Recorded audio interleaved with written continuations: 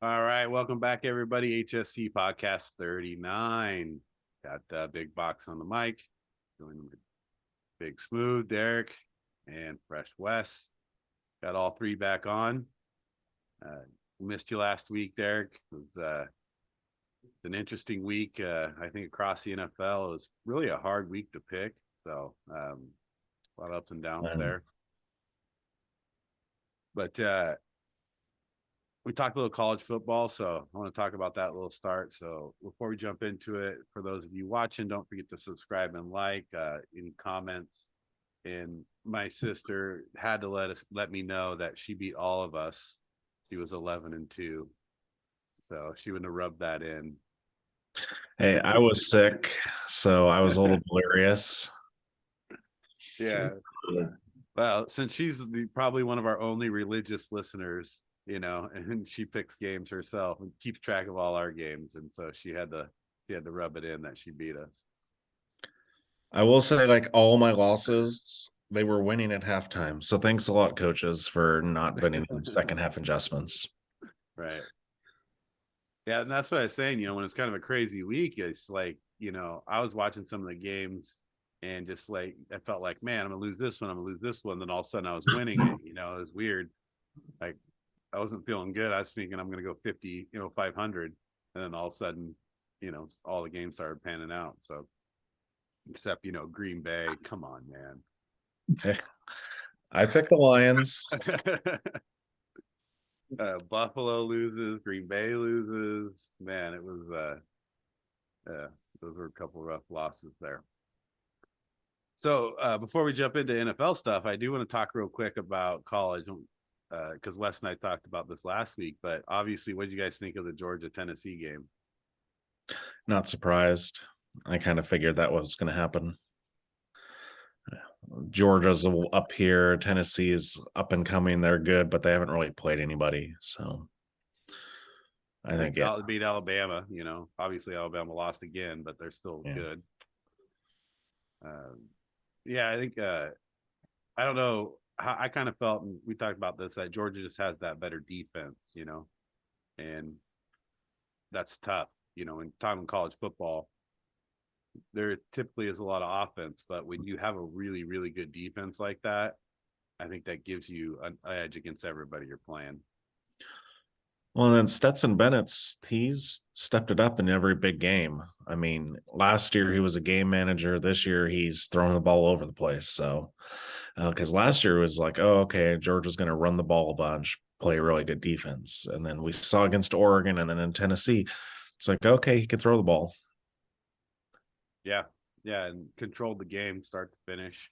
I watched a bit of that game and I was like, man, this is rough for Tennessee right now. They just got dominated, I thought.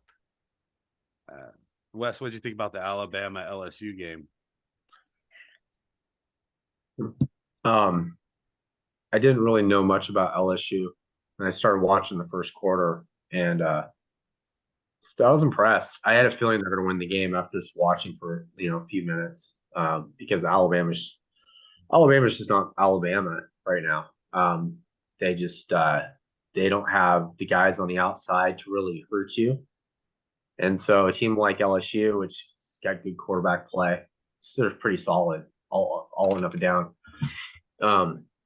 I was a little surprised that they won the game, because Alabama's needed to win that game. Now they got two losses. They're kind of screwed. I can't imagine them making the playoff, but I mean, we've seen we've seen stranger things happen, but a lot of things a lot of things are going to happen, and because I think Texas Christian's schedule is favorable, even though that Texas might beat them this weekend, but you need stuff like that to happen for Alabama to get back into it. And Tennessee themselves, they're still ranked fifth, so it's almost like they have to lose again. Oregon traditionally chokes, but you never know because they're playing well. Yeah. So So it's gonna be. I mean, the last thing there about college football is since we're in Oregon, we have Oregon fans that are listening.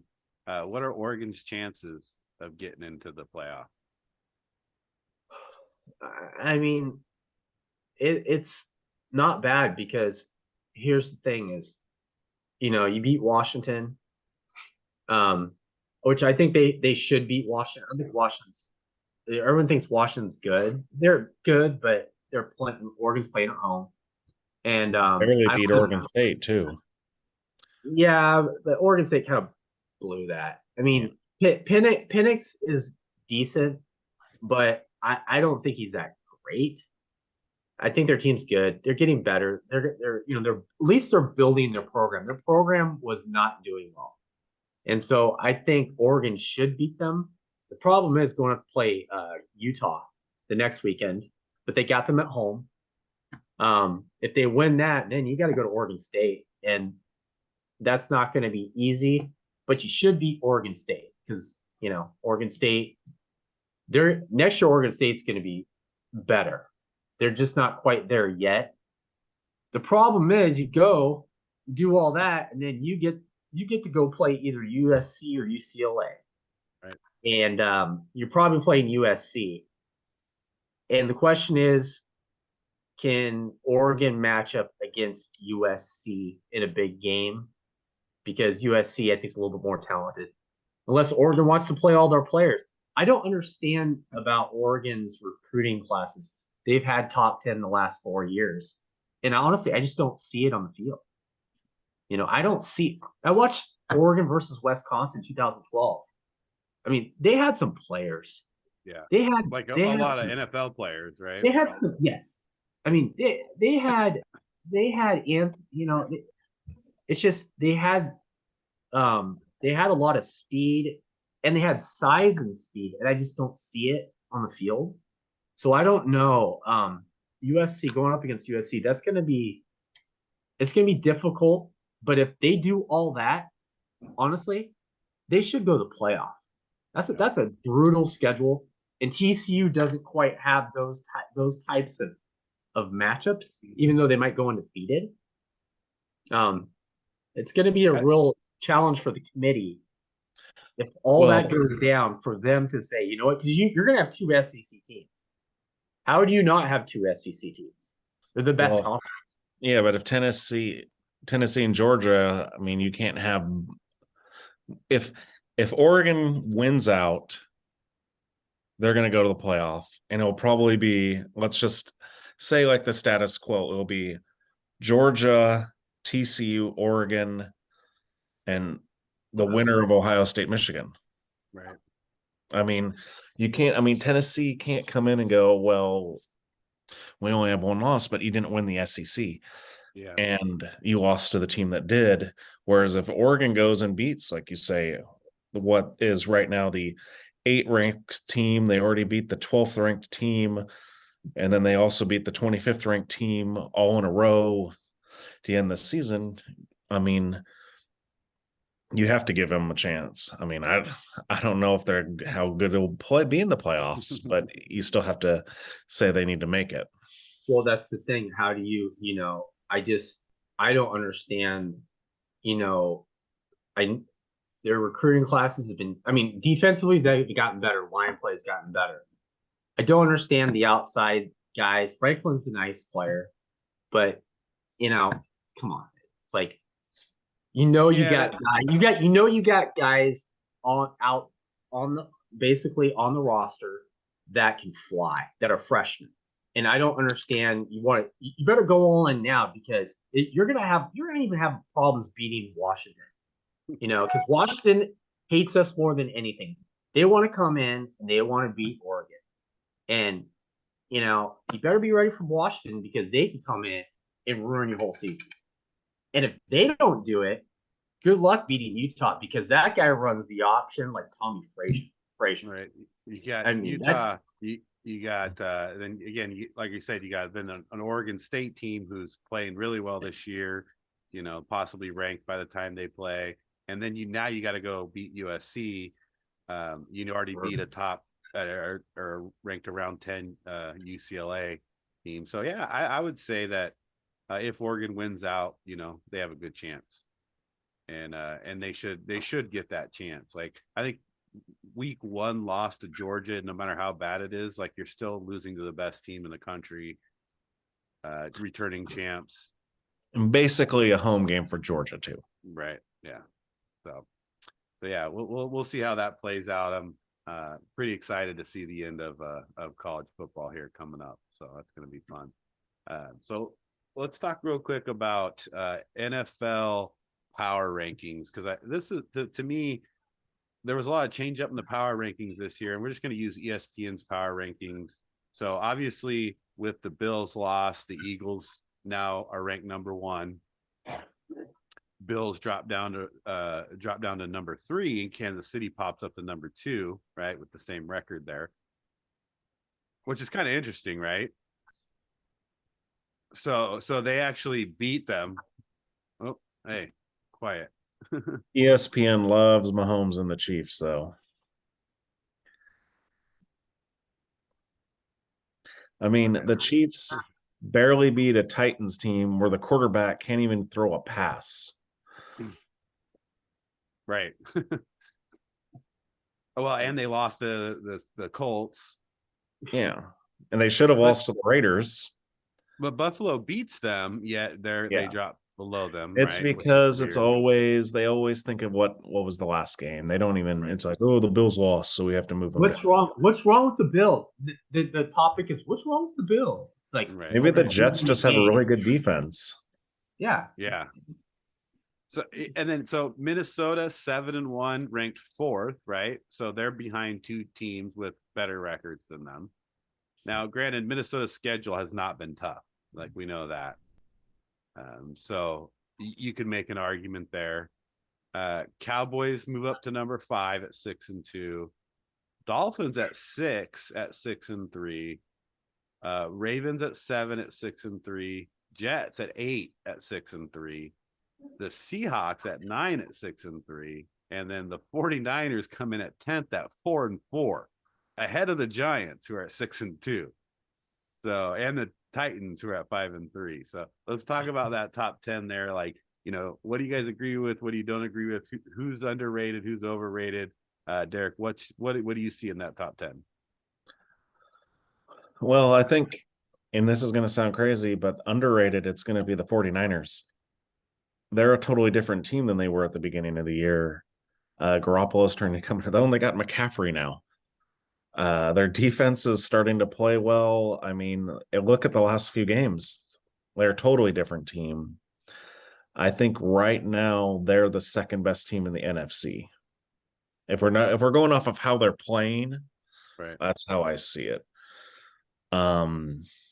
Overrated, I'd have to go Cowboys. Their defense is amazing, but I just don't think the offense is where it should be with what they have. So I kind of see them tailing off towards once they start playing real competition. They'll still make the playoffs, but I just don't think they'll make that much noise. How do you feel about the Dolphins at 6?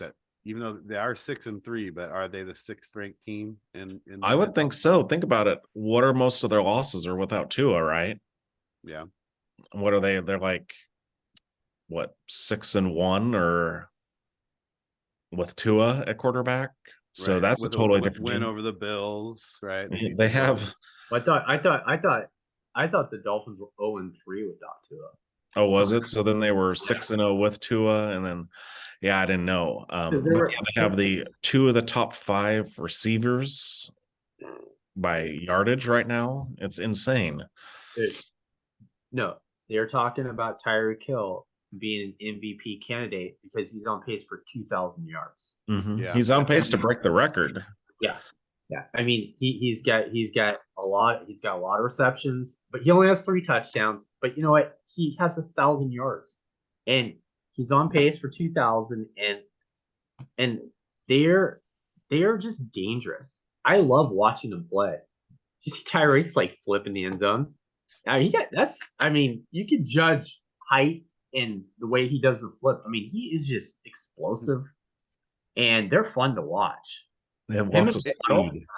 Him and It's Waddle, I mean, they're just causing teams fits. Like, what do it's we kind do? of crazy that he's got as many yards as he does, and Waddle has as many yards as he does. I think that's more impressive when it's not like they're just spamming, Tyreek Hill with targets. I think Waddle's it's got plenty of targets too. I think it's they're kind of a hybrid West Coast offense because they don't run the ball that much. Yeah. It's lots of passes. I mean, I think what Mozart gets like 10 carries a game type thing, and that's their leading rusher. Yeah. Now that they got Wilson, though, that might change things up. But yeah, it's just the play calling, Mike McDaniels. It's just he's really good, and there's been a lot of bad play calling this year, and a lot of bad scheming this year, and we're gonna talk about a lot of that today because there's just so much bad play calling, but not that guy. That guy knows how to draw it up. He's prepared, and I bet you this, he's got a chip on his shoulder. He's like, you know what? Probably a lot of guys think I shouldn't be here. And he's doing a great job there. Yeah, and unfortunately, I think the Dolphins is the chink in their armor is their defense. Yeah. And so if they can't score a lot of points, it can get them in trouble. Realistically, you shouldn't be barely beating the Bears, Yeah. in a high scoring game. You're making Justin Fields look like an MVP. Yeah. He's making him look like Danny Dimes. Yeah. Oh God. Come on, man. And so Wes, what are your feelings? Top 10. Specifically, what about the Giants being left out into 11? Should the Giants at 6-2 be rated higher? Win a big game. I think that's their problem. I mean, it's all about the eye test. I mean, I never put too much stock in the power rankings. It kind of gives us an idea, I guess. You should understand who the top 3 is by this point in this season. And the eye test says the Buffalo Bills are the best team, but the Eagles are playing really good. They got almost just as much talent top to bottom. They got guys in the bench they can plug and play like the Bills. I guess the Bills didn't play that well against the Jets, but still, I think the power rank is fairly accurate. And I think Derek's right about the 49ers. 49ers, the way they're playing, and the addition to Christian McCaffrey, he's going to really cause a lot of problems. They're solid defensively. I think the Seahawks, Seahawks are playing really well, and I think it's going to be an interesting battle between them two. Is who 49ers should come out on top. I'm expecting them to, and I do think they're the second best team in the NFC. But you never know. And until the Giants go out and win a big game, like beat the Cowboys, let's beat the Cowboys, and then we can talk about the Giants. But until you beat somebody that's really significant, a big win, and they don't have a particularly hard schedule, and that's they're gonna come out with a good record just because you look at their schedule and they're gonna come in with a good record there. But you're right, you got to win the big games, of course, especially when you talk about once you get deep in the season and in the playoffs, we'll really find out what the Giants are about. But I do think that when you look at Seattle and the Jets, right, they're getting they're getting ranked higher, and then they got worse records than the Giants. And I think all 3 of those teams in my mind are kind of the same. Is they're really playing off momentum right now, and momentum's a huge thing in football. Like when you're playing well, everybody plays a little bit better, and it makes you a better team, and you win games. So the Vikings is a hard one because you got a 7-1 team that hasn't played a super tough schedule. They're up there in the top 5, but they also have a lot of weapons, and now they add Hawkinson. So that one for me is hard to say. Are the Vikings at 7-1? Should they be higher? Should they be lower? And you put them against the top 3 teams, and that eye test, I don't know that they totally fall into that. But again, 7-1's hard to argue. It's just like the Eagles at 8-0. It's hard to say, you're undefeated. And the next best team has, Vikings at 1 loss, and then the 2 second and third have 2 losses. So, power rankings are interesting right now, and it's really open. I think you're going to see a lot of moves in the next couple of weeks in the power rankings, just like you saw this week, right? Teams drop out, teams jump up, and over the next few weeks, we'll see some changes in that. So that's something to watch. Before we get in one last recap, one last question I have for you guys is Sauce Gardner not the rookie of the year right now? I mean, I looked at some statistics, watching him play, who he's guarding, and the few receptions he's giving up when he's in man coverage against some of the best receivers in the league coming in as a rookie. Is there another rookie that's playing better than him? At the moment, no, but right now, yes, he's the best. But I need a few more games of Kenneth Walker. Yeah, he's making his move for sure. And Chris Olave, right? Olave is played good. So I think Olave's in the conversation. Walker, the way he's playing, he kind of is behind the 8 ball a little bit because he didn't get to start from the beginning. Right. But he is definitely making some moves for sure. But yes, Sauce has definitely been like, because how we talked about how many years like corners go in the top 10 and then they are busts. Right. Like, when was the last good like cover corner in the top 10 that was like solid good top 10 corner? Right. Yeah, it's been a while. You had like a Kuda and all these guys that came out. JC Horn's doing okay. Is Surtain? I don't know if he was top 10. I don't know. He would be the only other one I could think of recently that I think. But it's still, he took him. He didn't do it his rookie year though. Right. Yeah, he came around this year like crazy. Yeah, he was. What do you think, Wes? How do you feel about Gardner? Yeah, he was number 9. Number 9 right there. Yeah, I mean, Sauce is playing really good. I think he's a front runner. Walker the third. I'm really impressed with Walker the third, and as well. But I think, eventually, I think teams are going to get it. I think teams are going to realize that, okay, I shouldn't throw this guy aside right now, right? Until you tell me otherwise. He's just solid, and he's becoming a shutdown guy. And there's not too many of those younger guys that are like that. It's a pretty hard position to play, especially nowadays, especially the way offenses are run. But he's got a lot of confidence. He does not lack confidence, and at that position, that's kind of what you have to do. So, yeah. So I think that's one of the stories to watch. I'd love to see a defensive rookie of the year, and I think at this point he's earning it, and I think he's helping the Jets a ton on defense. So let's see. So recap last week, a crazy week, but I went 10-3. Wes goes 8-5. Derek goes 7-6. Any games that stuck out that surprised you, or anything from week 9 that carries over? I'm just mad at the Titans for not completing a freaking pass. I had that game. I had the Titans beating the Chiefs, a 12.5-point favorite, and they had that game, and then they just couldn't even get like 10 yards in the end. Yeah, that was tough. I really watching that game. I watched most of that game, and I really thought Tennessee was going to win that game. And I'm sorry to say, Malik Willis is garbage. I'm off his. He's not good.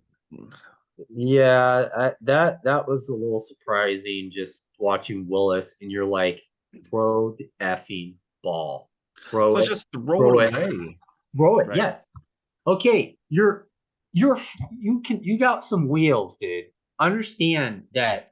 Yes, you can't throw the ball. You can't throw the ball away when you're in the pocket. So you know what that means? 2 + 2 = 4. Go outside and you throw the ball away. Right. I don't understand it. But Justin Fields has that same problem too. He had it really bad in his rookie year, and he's getting a little better at it. And maybe Malik Willis, that's the issue. He can't even complete a pass. Yeah. Yeah, it was bad, and I'm not saying Malik Willis is Justin Fields by any means, but maybe give him some time. But you're right, like you watch the game and it's very cringeworthy. It was 3rd and 9 like the whole time, and I'm like, I don't care. I would just give it to Henry. Yeah, you'd at least get like at least 2 yards. I mean, not -20. So the Minnesota-Washington game, the Commanders, I mean, that surprised me. I know it's at Washington, but I really thought Minnesota had a chance there to show like what kind of team they are, and even though they win the game, I don't think it says a lot for them to win a close game like that, where they have to come back and win against a not very good Commanders team. So that was a shocker for me, even though I thought Minnesota was going to win for sure. I don't think they played well, and they didn't show a lot in that game. Wes picked the Commanders. He almost pulled out an upset. I mean, come on. I mean, I agree. The Vikings, they're 7-1, but I still think they have a lot to prove. And I think Kirk Cousins, you got all those weapons, and they seem to be drawing it up pretty well. He's just got to make the big plays.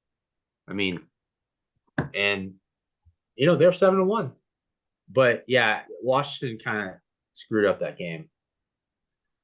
Yeah, I think again I think that just says a lot about Minnesota and maybe their ability to win big games, especially when you get in the playoffs, right?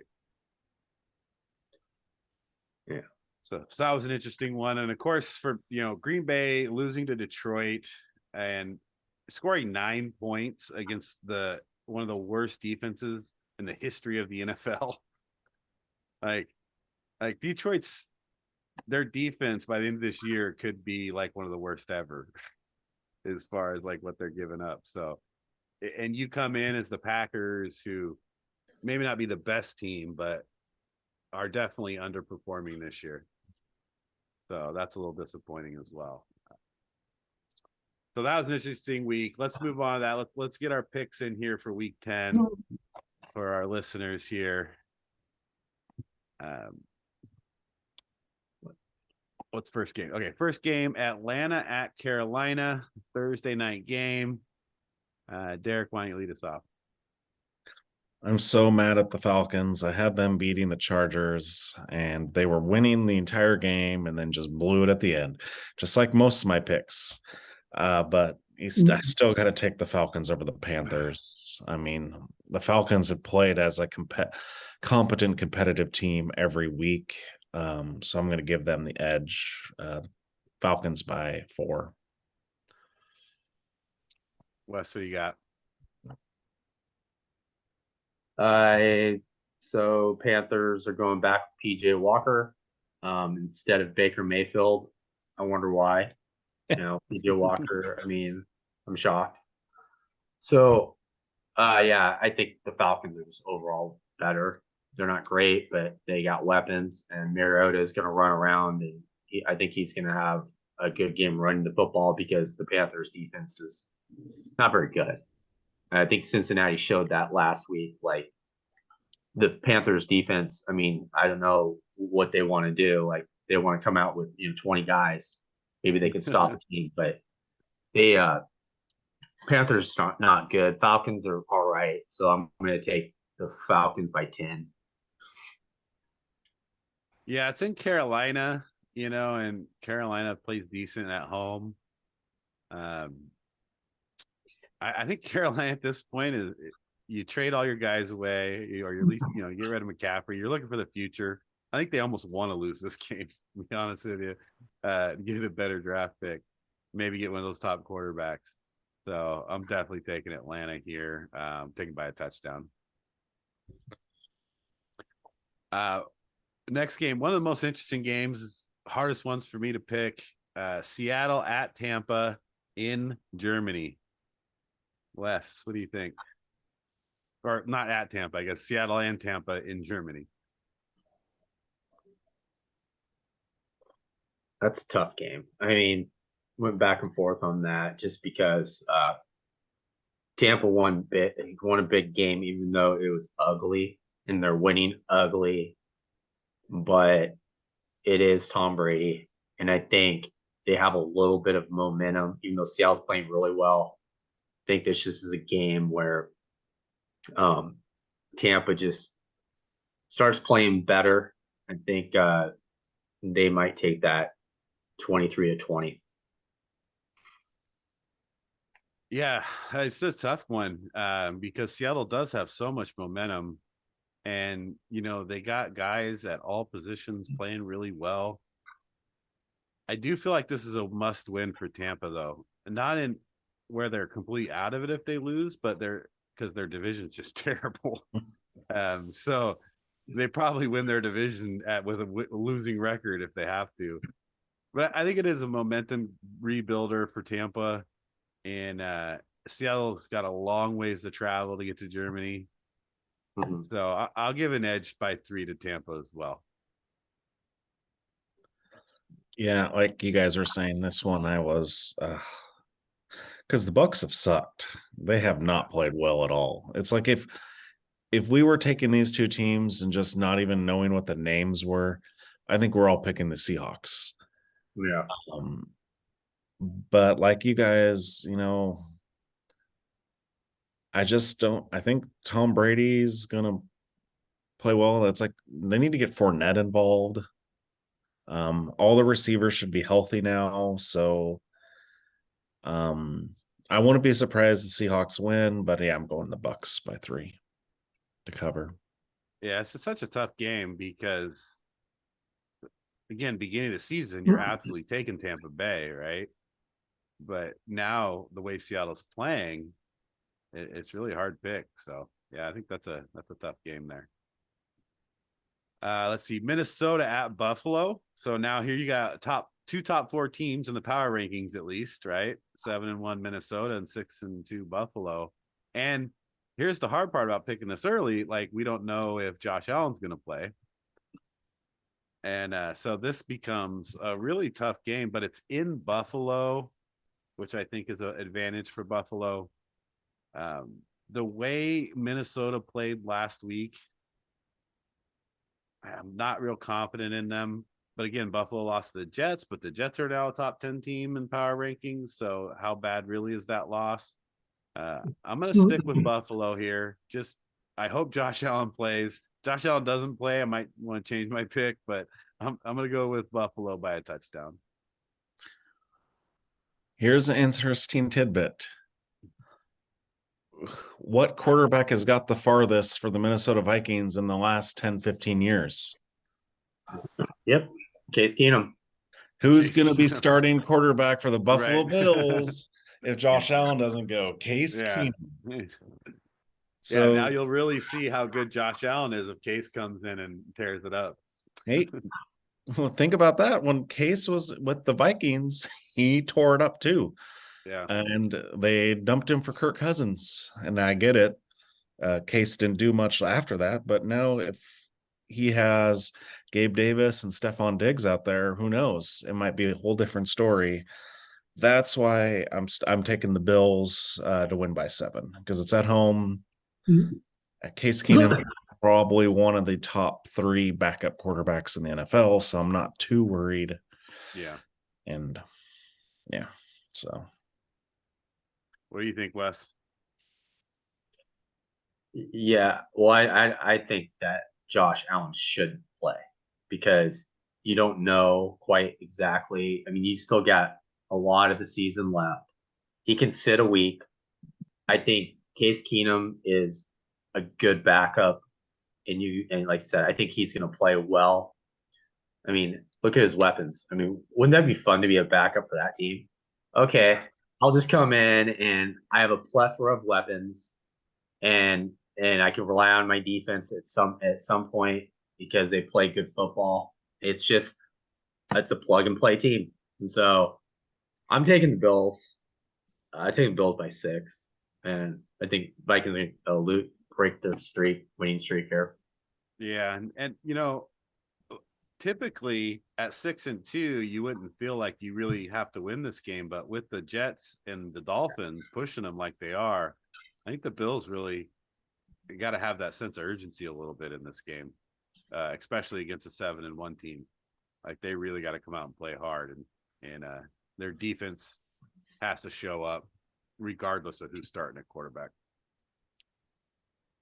Let's see, Detroit at Chicago. Derek, you gonna keep riding them Lions? This one is super tough for me because it is in terrible Chicago. Teams. Well, it's in Chicago. I feel like the Bears are starting to figure out what they're going to do on offense. But when the Lions have DeAndre Swift playing, they're a whole different team. So, and the Bears, their defense isn't the same now because they let. So I got to go with the Lions here at the upset by 3. I mean, I could totally be wrong, but I just think their offense is too powerful right now. Yeah, it's a tough one. Wes, you agree with that? It's a tough pick. I mean, I see what Derek's saying, and it's like it makes me almost want to take the Lions, but it's my quarterback, dude, on my fantasy team. I started him last week, and that run he made, I was just like, oh yeah, this is cool. I'm riding Justin Fields on my team, and so I'm going to take him this week just because these are two teams that are obviously looking towards not the end of this year because it really doesn't matter except for draft pick status because they got a lot of work to do on both sides of football. I just think Detroit's defense is epically bad. Like you said, it's historically bad. And I think Justin Fields is starting to figure some things out. And I'm going to take the Bears by 4. They're playing at home. Yeah, I mean, I think the advantage here is that the Bears are playing at home. I think both teams are bad. The Bears just killed their defense. Like, I mean, Roquan's on his way to 180 tackles, and you get rid of him. But when you talk about how that they are figuring it out on offense, and I don't think it's just the coaches. I think Justin Fields is actually figuring some stuff out for himself. He looks a lot better. He's making better decisions. But man, when he runs the ball, he's a good running quarterback. I mean, one of the best that I've seen in a while. Not just because of the last game, but 4 of the last 5 games he's led the team in rushing. And you're talking about with Montgomery and Herbert back there, who are both formidable running backs in a running team. So I have to go with Chicago here because I think it's going to be a high-scoring game, and it's going to be real hard to stop Detroit because Detroit's offense is good. Swift makes a huge difference. If St. Brown's fully healthy, like you do have a lot of offense in Detroit too. But I think Justin Fields is a difference maker, and I'm going to take Chicago by 5. Just want to say one last thing. Here's my bold prediction for next year. The Lions and the Bears both make the playoffs next year. It's very possible with the Lions. I think are a team that, they're having a rough year, but they've lost a lot of close games. They got a lot of young guys.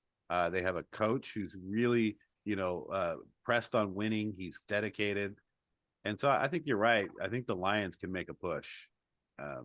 they're going to get a lot better. And the Bears have over 100 million in cap space. Well, yeah, but if they get some people, the they Lions gotta add some defense now. The Lions, think about this. They don't even have Jameson Williams yet, and their offense is right. Yeah, that's a big difference maker.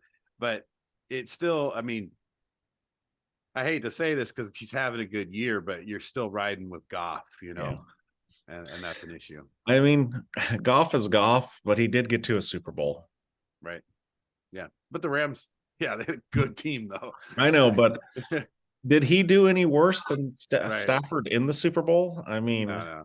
Well, it's he didn't throw a touchdown pass. You always talk about Garoppolo, though, right? I mean, Garoppolo's gotten to, deep in the playoffs too, but it's just because he's got a great team around him. Yeah. Yeah. Goff's putting up huge numbers with not a great team. Right. I think their offense is good. I don't think there's anything wrong with Detroit's offense. I think they just can't stop anybody. Right. They look horrible. But I think that's not that bold of a prediction. I think both teams are on the rise. And if Chicago can figure out their offense, add a couple big guys on defense with all that cap room, you never know. Like, they could do well. So I can see that. Let's see. Denver at Tennessee. Wes, what do you got? Well, Tennessee's playing at home. And we talked a little bit about the lack of productivity by Malik Willis, which I think they need to figure that out because, the combination of Derrick Henry and him running the ball, I think, is the key here. But Denver's good defensively. I think they're gonna make it tough on Willis. Henry, I think they're gonna key on Henry. Oh God, I don't want to do it. I want to take the Broncos, but I can't. Every time I take the Broncos, I feel like I'm doing something wrong. And I gotta take the Broncos because I just think what I saw from Willis was confusion, and Broncos are going to confuse him. And I think it's going to be an ugly game because the Broncos offense is putrid within the red zone still. I don't care what they did here recently, but I'm going to take the Broncos 16-13. Wow. Yeah. I mean, it's tough with this game because Tennessee's obviously the better team, right? Record wise. But Broncos defense is good. I have this issue with getting rid of Bradley Chubb because I feel like you're telling your team something when you do that, and it's demoralizing. And I don't know that their defense is really good against the pass. They're okay against the run, but I think Henry is a different type of running back, and I don't know that they can stop him. So they will key on him. He's going to get his yards. Can Denver score on Tennessee? I think Tennessee has a decent defense. It's not bad. I've had them a couple weeks, and they've done well for me on fantasy. So I'm gonna at home. I'm taking Tennessee, and I think Tennessee's going to handle this game by 10.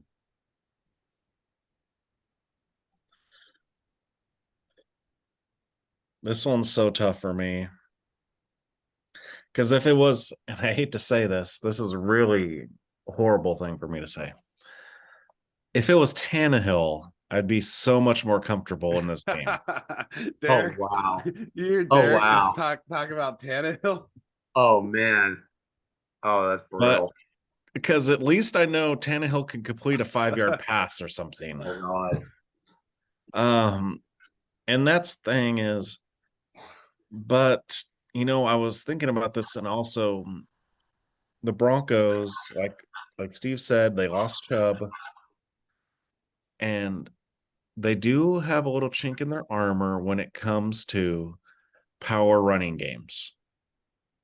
Because the Raiders ran all over them. Just, they went with 6 offensive linemen and just bullied them. And I think that's what Tennessee is going to do with Derrick Henry. But I'm not going to go as far as say that they're going to win by a ton. I'm going to take the Titans by 3. But it's so close. I would say if Malik Willis plays, then I'm probably wrong. But if Tannehill plays, I think they'll win. Yeah, and the problem with the Broncos is that they have some weapons on offense too. They're just not gelling at all. And that's the issue. Is like you want to say, you look at the Broncos with a good defense and these weapons they have on offense, you're like they should win games. But they're just not. I don't know what's going on, but I don't think Russell Wilson's gelling with those receivers. I don't think they get along. Yeah, and it's there is a lot, I also think there's a coaching aspect that they're not gelling either. I don't think the offense coordinator and the head coach are gelling with the offense, all the offense, not just Russell Wilson. I don't think they're putting the guys in the right positions to make plays. I don't think they're using Judy correctly. I don't think they're running the right running plays. So there's a lot of things happening with the coaches, and I think a lot of the Denver issues is on the coaches as well. Yeah. So, well, yeah, Hackett's I would think he's gonna be a one and done. I don't think he gets another year. No, I mean with the talent they have on that team, I wouldn't keep him another year. I mean, make the same mistake the Chargers have done. Yeah, I don't. Again, we talked about drawing it up. You can't draw it up better than this. When you have those type of weapons, and you do have Russell Wilson, who I don't care, he's maybe not the quarterback he used to be, but it's they should be better offensively. yeah. So, well, agreed. So I'm still taking Tennessee. And so Wes, swing game for Wes. So Wes is going Broncos. All right. So Wes, what do you got here? Oh wait, no, Wes led that one. So we got Jacksonville at Kansas City. Jacksonville played well last week, but at Kansas City, I think that's a big ask to go in and beat the number 2 power ranked team. And Kansas City, regardless, is playing well. They'll play well at home. Jacksonville will play decently, but Kansas City will win by at least a touchdown here. So. Yeah, I got the Chiefs winning by 14. I think Jacksonville isn't that good. They just played a garbage Raiders team that gave up a 17-point lead for the 3rd time in a season. So yeah, I think the Chiefs handle them by 14. Wes, what do you think? Yeah, I'll take Kansas City here. Mahomes. I think defenses like last week, they think, you know what, we got him. We're gonna play. Doesn't matter what coverage they play. Let's play zero coverage, okay? And you kind of confuse him for a bit, but what does he do? Okay, I'll just run the ball for like 40 yards. And you can see that the guy does have wheels too. Yeah, he does. I mean, honestly, he's every time you think, what, he's not playing that well, we got something here that can slow them down. You can slow them down to a certain extent, but the object of football is to win the games. And at the end of the day, he wins football games, even though it's not pretty. He'll figure it out.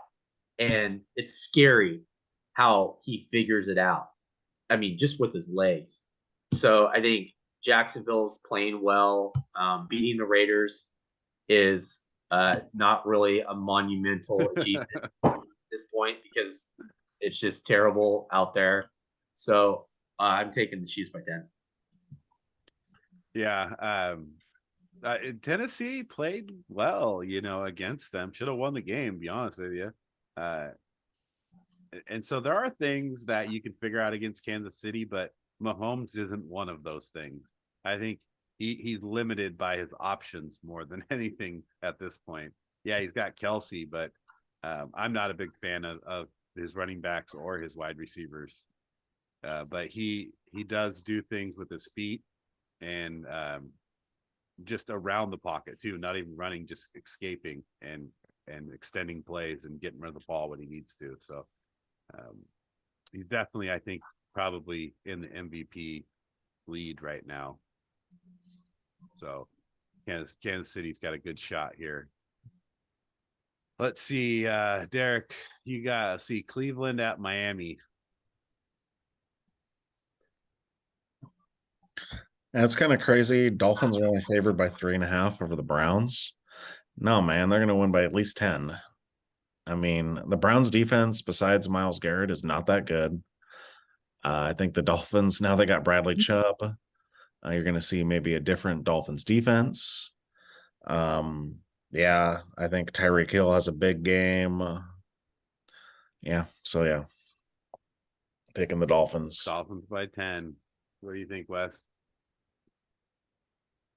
Now you're a Dolphins fan again. You know, that's funny. I was just about to say that. Yeah. You know what? I should have worn my Merino jersey here. Like, come on. Like, I like their team. They're fun to watch. I love the little waddle, like in the end zone scores a touchdown. I think you're going to see some of that against the Browns. But honestly, yeah, 3.5. You think, you know what? That's kind of strange. But I think the Browns are tough at times, and Brissett is not Baker Mayfield. Like, I don't think he lacks as much confidence and he has ability. And they do run the ball well. I think they're going to make it tough on the Dolphins to a certain extent. But I still think the Dolphins win by 5. They cover the spread. Right, it's in Miami, and you gotta think the Dolphins have a huge advantage here. But I'm gonna give you, this is my upset of the week. Oh. And I'm gonna take the Browns because the Browns have a really solid run game.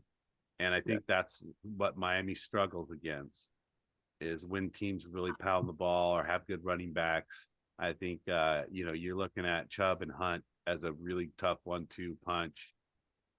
Yeah, their defense, everybody's defense struggles against Miami, let's be honest, right? Like, so it's not a matter of how good or bad their defense is. It's a matter of, can Miami stop them, or can they stay away from enough turnovers or punts or whatever. And so I just have a feeling this is an upset week for Miami. Bring them back to 6-4, to back into where they have to, work a little bit harder again.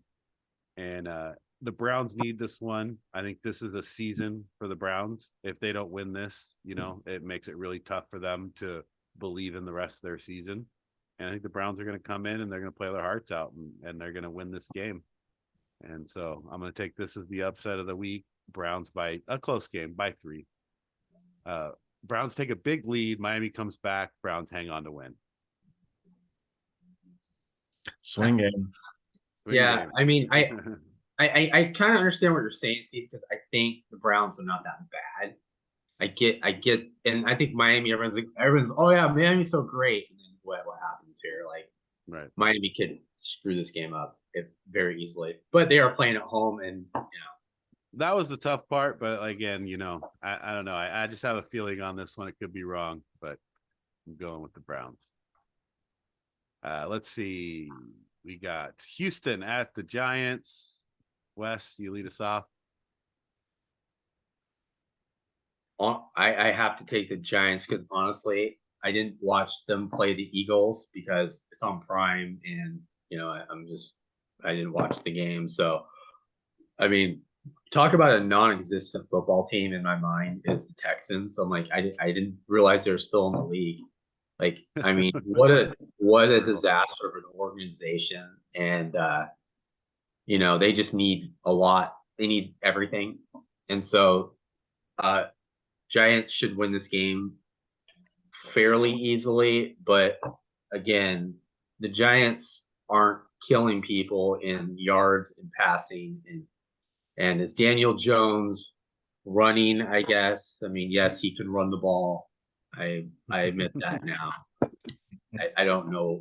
I sometimes I trip over my words. Surprise, surprise. But yeah, I think they win by 13. Yeah, I mean, in New York, here's the thing. I would say the same thing that Derek said about the Lions and the Bears, but I'll say it in 2 years for Houston. They have so many draft picks. They have so many young players right now. In 2 years, Houston's going to be a powerhouse. Watch. They have a litter of draft picks. It's like, you know, I don't even know what you call it. It's they have so many draft picks, it's ridiculous. And they're not there right now, but they're not terrible. The Giants are going to run the ball well. They're at home. They'll control the game. Houston will keep it close, but the Giants will still win by 6 in the end. And so it's hard not to take the Giants here. Yeah, I'm gonna go with the Giants because it's at home, but I don't think they're gonna cover the 4.5 spread because Texans are gonna keep it close. We forgot one player when talking to Rookie of the Year, Damian Pierce. Yeah, and he's been fourth playing in the league in rushing.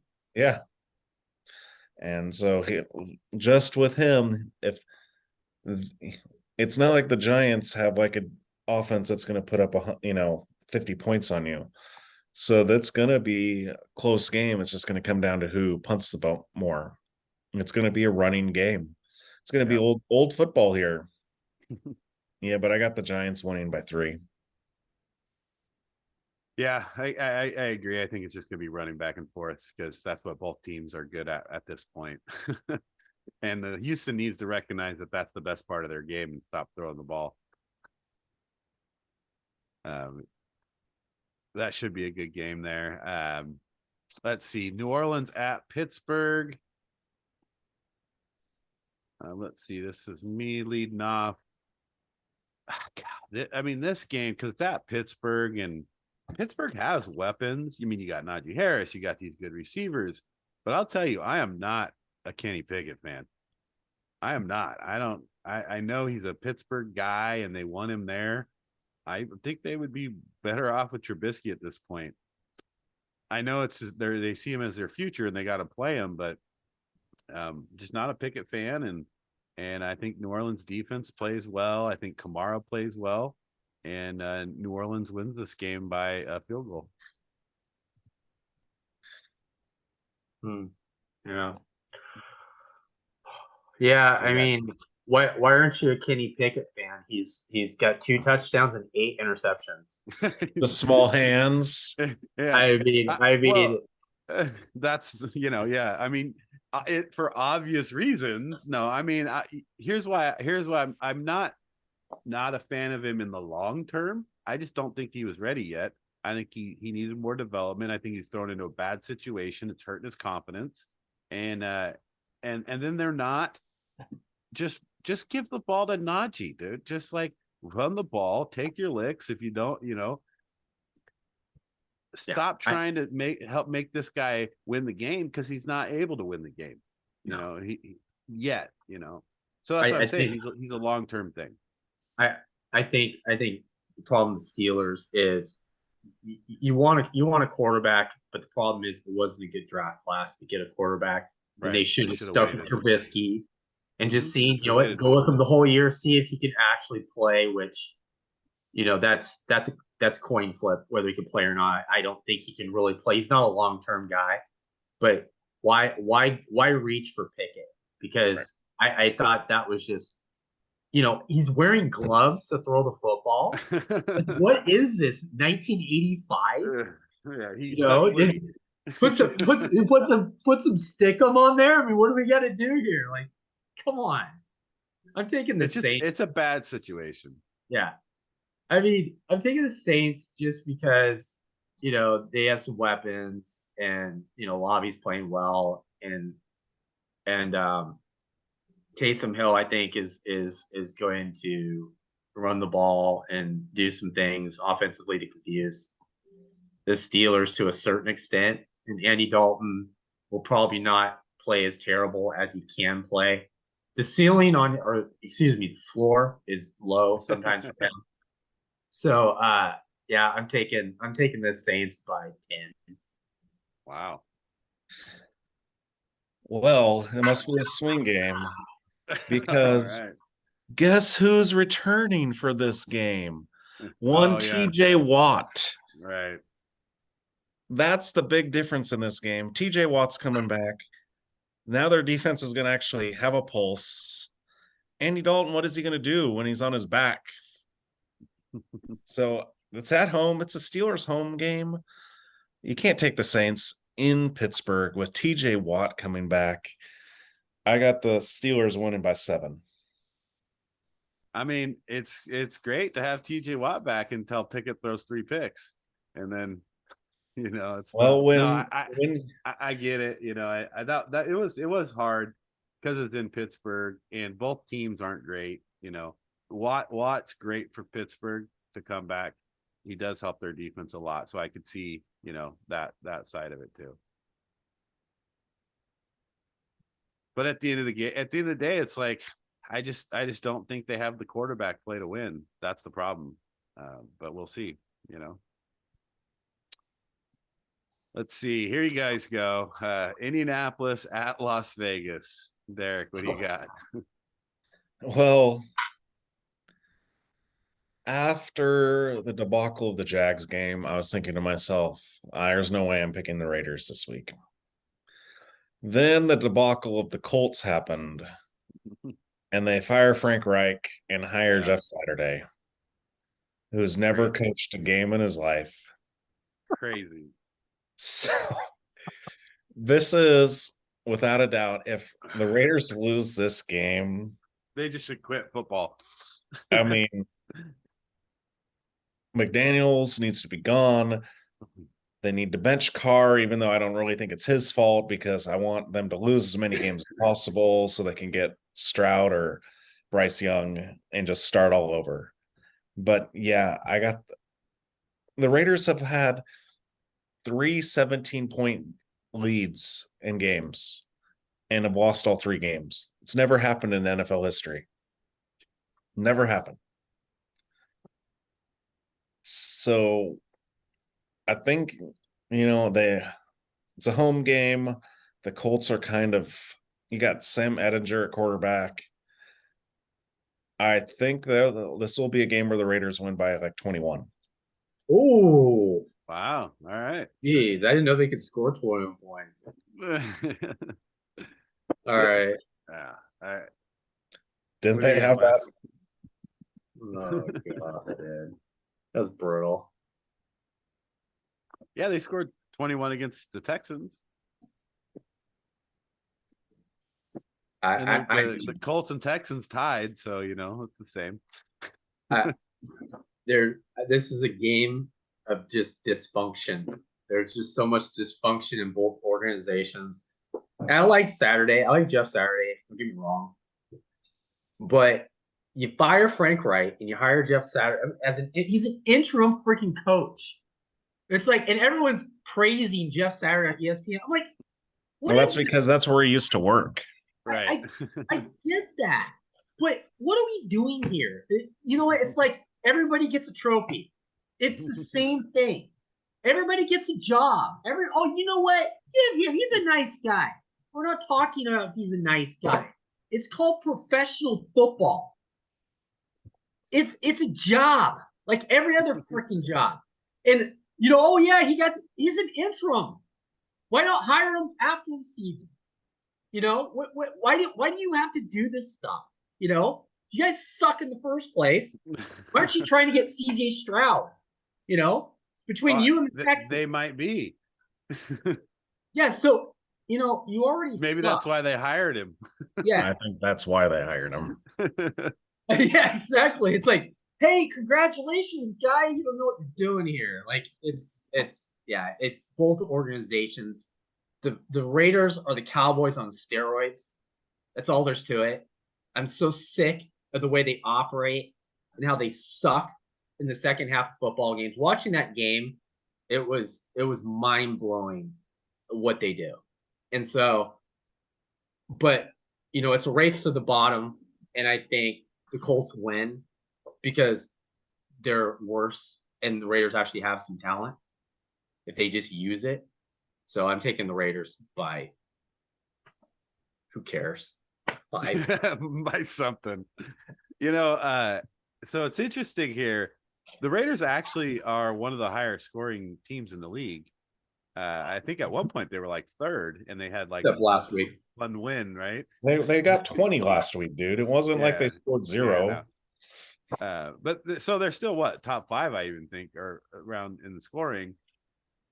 But their defense has just been, you guys even put it up. And I said this beginning of the season, I didn't think their defense would be great. I thought they would outscore a lot of teams.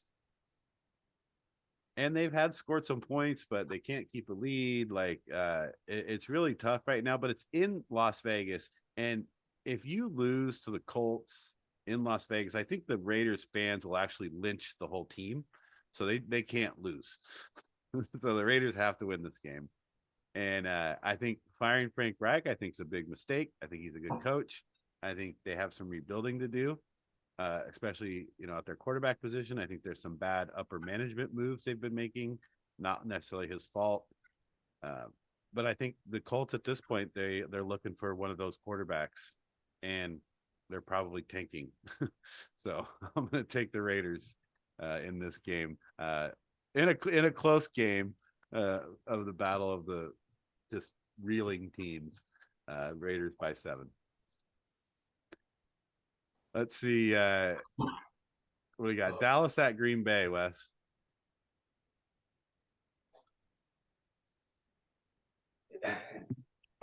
Probably my least favorite game of the week, just because I'm not a fan of either organization, especially the Cowboys. But I gotta admit, Cowboys play well defensively. Micah Parsons, I watched some highlights today. That dude's just fast around the edge. I mean, you're not seeing too many guys in the history of the NFL that fast around the edge. And I think Aaron Rodgers might be in some trouble here.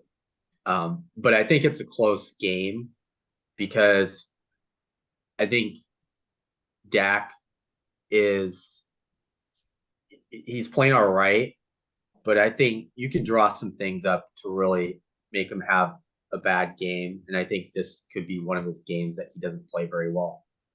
I think Packers, everyone expects them. They're done, which I think they're in a bad spot. I think the Packers pull this game out by 3. Yeah. I mean, it's in Green Bay, right? So that gives them some type of advantage, I suppose. It's going to be cold, and Dallas plays in Texas in a dome. The problem with Green Bay right now is like they have no identity. They were supposed to have a good defense. They're not playing well on defense. Aaron Rodgers looks like he just doesn't care anymore. They got a couple good weapons at running back. Problem is Dallas's defense is playing really well. They got weapons, and Tony Pollard. I don't know why Zeke is even an option anymore. He really helps their offense look a lot better, and I think that's a big advantage for them. Zeke might come back this week. He may play, maybe he gets half the snaps, maybe he doesn't play at all, but I think it's still going to be a Dallas game here, because Green Bay right now just isn't playing well. So I'm actually going to take Dallas by 9. Derek, what do you got? I mean, there's no reason to pick the Packers in any game. I mean, He said in any game. well, let's see. They lost to the Giants at home. They lost to the Jets at home. They lost to the Commanders. They lost to the Bills, and they lost to the Lions all in a row. I mean, if you look at it, pretty much the Bills are the only team better than the Cowboys right now. Maybe the Jets. But yeah, I can't trust the Packers at all in this. I mean, you can't trust them at all. I mean, they scored 9 points against the Lions. Right. 9. The historically bad defense. Yes. At home too, right? No, it was in Detroit. Oh, it was in Detroit. In a dome. Right. Green Bay could only get 9 points. So this is another game I hate both teams, but I'm taking the Cowboys by 7. Yeah. Yeah. Jeez. Who would have thought at the beginning of the year? But, that's the way it goes. Let's see. So we got Arizona at the Rams. I think I lead this one off here.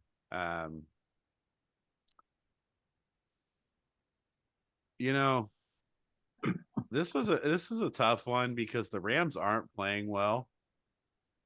But Arizona, you just don't even know who's going to show up.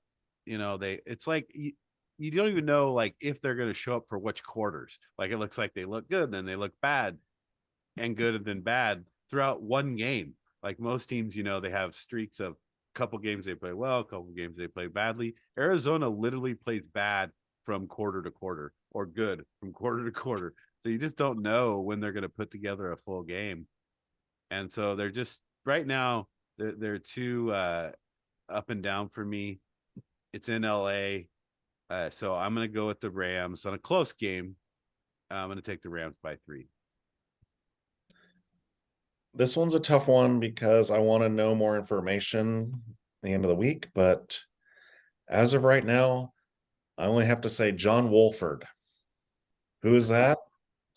He's the backup for the Rams because Stafford's in concussion protocols. And the way this season's gone, if you're in concussion protocols, you're not playing for at least a week or so. So that's why I got to take the Cardinals. I don't want to take the Cardinals because, like Steve said, everything right. You don't know what you're getting with the Cardinals. But they play better on the road. And yeah, I don't know what you're going to get out of John Wolford. Hey, a couple of years ago, Wolford came in and played pretty well. That was a few years ago. Yeah. Yeah. Yeah. I mean, the Rams are 3-5. The Cardinals are 3-6.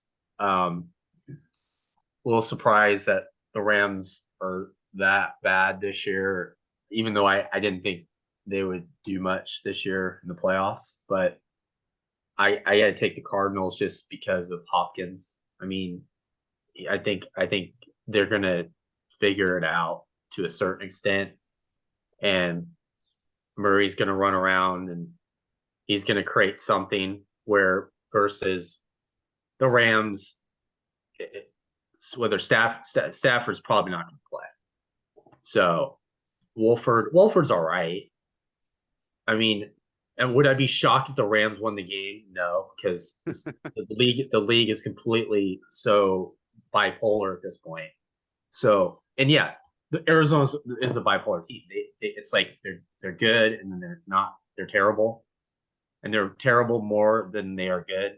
But I just think Hopkins, they're gonna figure it out. Hopkins is so good that I think they win by 4. Swing game. Big swing game.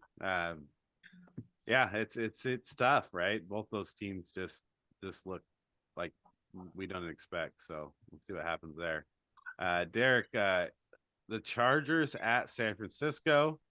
Not big home game for San Francisco because they're close, but San Francisco at home. And this is crazy too. Then it's kind of like even Vegas is getting off the Chargers a little. 49ers by 7 is the spread. Wow. But I'm gonna go 49ers because who does Herbert have to throw to? Yeah. And that defense, the 49ers defense is pretty good. And I think that Chargers defense is not very good. So yeah, I got the 49ers by 10. You agree with that one, Wes? Yeah, I agree. I think the Niners win. I think it's be a little closer, because it's just I think yes, Herbert lacks weapons, and honestly, they lack an overall vision of how you use probably one of the best weapons at quarterback in the NFL, which is ridiculous to me because, like I said, he just throws lasers. Like you could throw a guy, they could throw us out there, and he could draw it up and just kind of pick defenses apart. But this defense for the 49ers is a different animal. And Bosa, I think when he sees great quarterbacks or potentially great quarterbacks, I think it energizes him more because I want to get to him and I want to make his life miserable. Even though he seems like a nice guy, but that when he's in the locker room, he's like, I'm coming. When I play the best, I want to get to him. And I think nobody in the NFL, there's no pride left in defenses, it seems like, in the NFL. This defense is different. I think they are a team that can be a very good defense, like put teams down. And I think they're going to put the Chargers down to a certain extent, even though I think offensively, maybe the 49ers might not have their best game, but I say 20-16. A close game. At home, San Francisco plays pretty well. This gives them a chance to key on Eckler. There's not a lot of weapons to throw to for Herbert, so they're able to control Eckler a little bit. And they're Adam McCaffrey is huge for them. He fits so well into their scheme and what they want to do. And now you talk about Kittle and Debo and McCaffrey. Like Jimmy Garoppolo, he needs to play the lottery or something because he just keeps getting weapons. And I agree with Derek. I have the 49ers by 10 as well at home. So finish it up here. Washington Commanders Monday Night Football at Philadelphia. Wes, what do you got? Never picking the Commanders again. That's what I got. That's funny. I can't believe I'm saying Commanders. Like, what was going on here? So I'm taking the Eagles fairly easily in this game just because, they're playing the Commanders. And I think Jalen Hurts plays big. Say they win by 17. It's hard not to like the Eagles here at home, Monday Night Football. I don't see.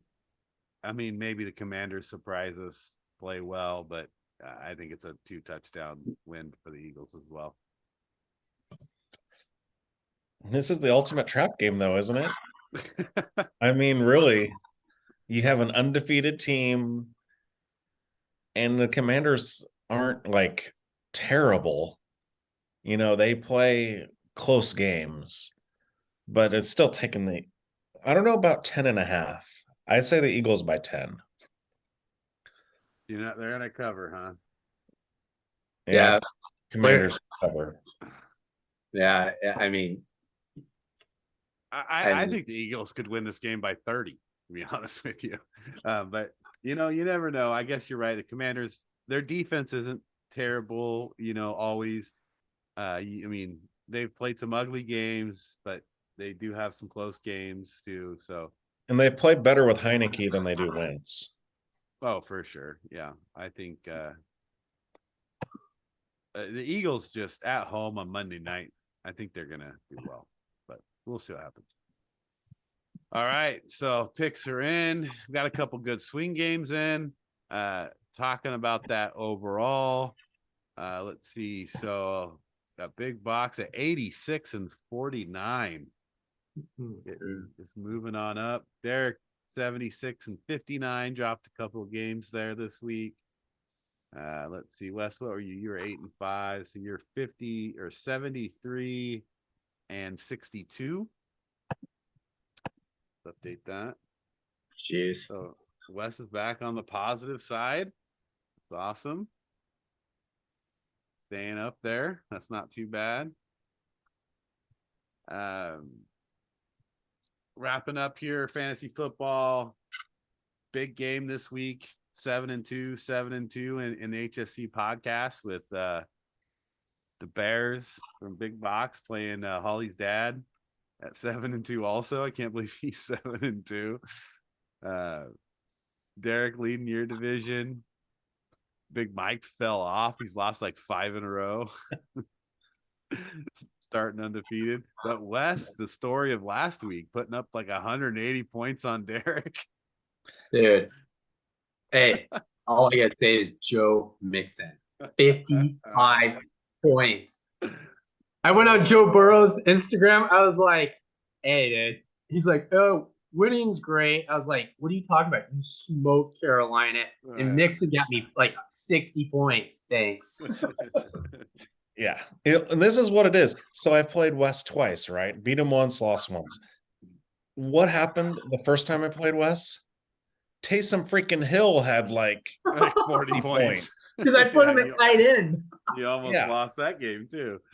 Yeah, it's ridiculous. I still put up over 100 points and get crushed. 177. Justin Fields. Yeah, and he had Justin Fields had a huge game, and man, that was just crazy. So I got Josh this week. So yeah, Josh has got a tough team. Josh got a tough team because anytime you're playing Waddle and Tyreek Hill, that could be tough. So should be some good stuff here in HSC Podcast. Don't forget, you can listen to us on Anchor, listen to us on Apple Podcasts. If you're watching on YouTube, subscribe and like. And if you're not following our picks, like you guys should be, because we're doing a lot better than a lot of the experts out there. And so if you're trying to find a good place to get picks, this should be your place. Final thoughts, Derek? Yeah, it's going to be an interesting week. There's a lot of games can go either way. I could see like half the games being right or wrong easily. So this is going to be an interesting week. Yeah, could be some big swing games here. Wes? Yeah, I think we're halfway through the season, and there's some surprises, but I think we all knew the Bills were going to be really good. The Eagles, well, I mean, they're playing very well. Things are taking shape. It's going to be really interesting finish to the year. But AFC to me seems better than the NFC. NFC, I don't know. It's just 49ers, I think, really, if they stay healthy, they're going to do some damage in the playoffs. Yeah, I thought the AFC would be better than the NFC. I thought the AFC would be a little better at some teams, and I think there's some teams that surprised us in the AFC where, there's a little switch happening there. But overall, I agree. AFC is probably better than the NFC. But there's some good teams in the NFC that once it gets Super Bowl time, I don't know that the AFC is that much better in the Super Bowl. But overall, top to bottom, yeah. Imagine this scenario. Eagles go undefeated, get to the Super Bowl, play the Dolphins in the Super Bowl. Let's go, Dolphins! That would be. Let's go, Waddle. That would be the funniest thing ever. You know what? That happens. We're going to the game. We're going freaking Phoenix. You're going. That would be great, dude. You know how expensive those tickets would be if there was an undefeated team in the Super Bowl? Oh, I don't care. I'm just gonna go down and watch it in Scottsdale. I'll just go to Scottsdale. Go there before and after. Because what were the Dolphins? Did they go? Was it a 14 game schedule? Yeah, it was 14. They went 17-0. Right. Yeah, it went 14-0. They beat the Browns the first game. They barely beat the Browns, and then they went on the road to face the Steelers, which still boggles my mind that you go undefeated, you have the best record in the NFL, and you have to play a road game. That's weird. You had to actually go to Pittsburgh, and they're undefeated and beat them. Crazy. Yeah, that would be a great Super Bowl there. So and that happened 50 years ago. Exactly, 50 years. Oh man. 50 years. 1972, 73.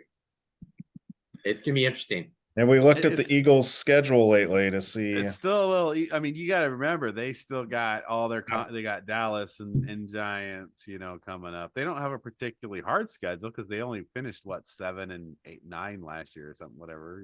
No, they made the playoffs, but they had a bad record, wasn't it?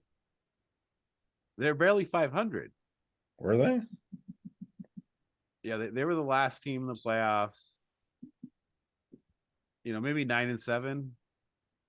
They're 9 and 8. 9 and 8, even worse. They're 9 and 8. Yeah, so they're barely over 500. But it is a little early to be talking about undefeated. But yeah, they don't have a particularly tough schedule. Yeah, they've got the Commanders, Colts, Packers, Titans, Giants, Bears, Cowboys, Saints, Giants. Yeah, so that's not terrible. They got the Giants and and Dallas.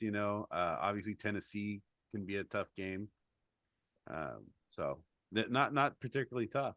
So they definitely the Cowboys one is in Dallas, and it's Christmas Eve.